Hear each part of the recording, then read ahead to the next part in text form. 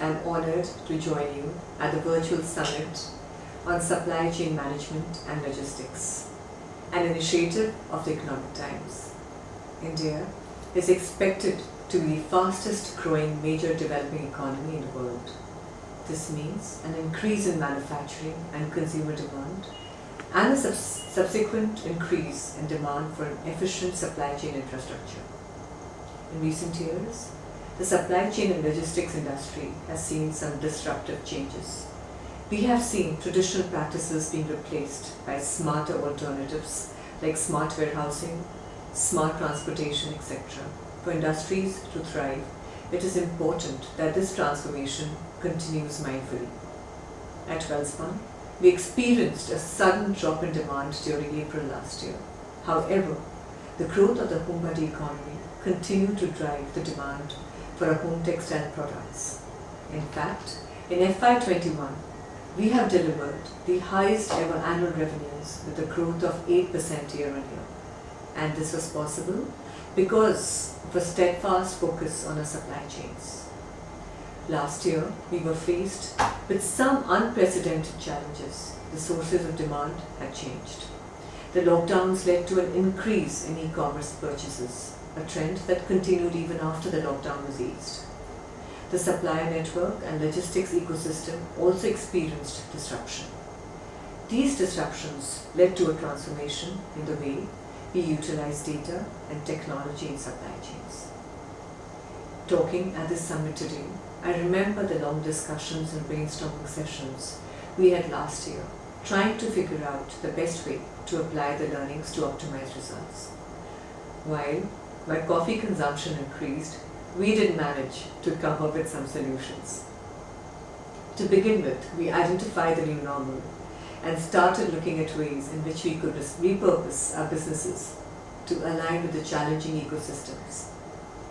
E-commerce emerged as one of the priority areas to reach end consumers. Next, we shifted our focus to creating resilient supply chains. Last year, supply chains have gone through a stress test, and I believe that there is a need for more connected, resilient, and sustainable value chains. I have been a believer of a quote by Winston Churchill: "Never let a crisis go to waste." In the same spirit, we started working on building strong partnerships with our vendors. While these factors were in our control, the increasing costs of logistics were, and still are, an area of concern. I've always been a proponent of digitization and optimal use of technology to make processes faster and better. At Welspun, we have been working on digital transformation initiatives for many years. The pandemic has only accelerated the transformation initiatives with an even greater emphasis on scale and speed. Fundamentally, the focus has been on collaboration, partnerships, digitization, and care of employees and people across the value chain. That brings me to the most pertinent question: what lies ahead? While medical experts have been warning us about yet another wave of pandemic, how should businesses prepare themselves? With supply chains being critically hit during the lockdowns, how do we navigate our businesses in the event of another lockdown? While the speakers will be sharing their views on the topic, and I am eager to listen to them, I would like to spend a few seconds talking about supply chain finance. The past couple of decades have been the globalization of supply chains. While this has offered several benefits to businesses, it has also come with increased risk and security requirements. As a result, the role of supply chain finance has increased in importance and is a critical area moving forward. If you look at the Indian ecosystem, I believe that we are standing at the cusp of exponential growth in the manufacturing sector. However, this needs a business environment that is congenial to innovation.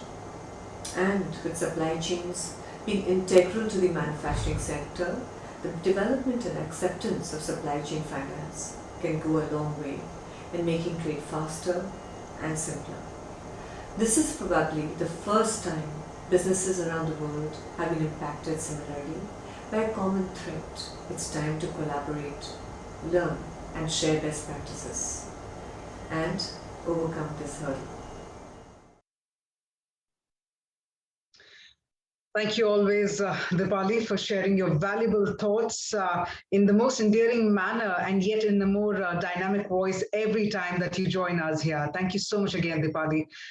With that, ladies and gentlemen, well, it looks like it's that time of the day wherein we are all set to join in something that we call as a fireside chat. And I'll tell you why we have even titled it as a fireside chat. It's a feisty topic that we're talking about over here. The topic that we're going to be discussing is something that is on everybody's minds. It's to do with how prepared are businesses for COVID 3.0. Now, while social media keeps making amazing videos in terms of the fact that, hey, please wear your mask and step out despite being vaccinated, I do believe that there are so many people who are probably not doing that. And it's also given rise to the third wave. So, most importantly, whether we look at our personal economy or for that matter, the businesses, the main question is how prepared are we in order to face COVID 3.0? How prepared are the businesses for that matter? Which is why we have decided to call it a fireside chat. And to help us through these questions that are on our minds, we in fact have with us some very esteemed speakers joining us. We have with us Tarun Arora, CEO, Zydus Wellness.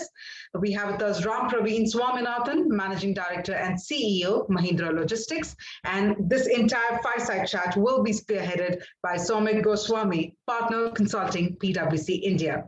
So yes, ladies and gentlemen, in just a couple of minutes, we'll get this session started. And I'm sure all of you are eagerly waiting to be a part of this fireside chat to understand how prepared our businesses for COVID 3.0. If that's a question on your mind, don't miss out the session. We'll get the session started in just a minute. Stay with us.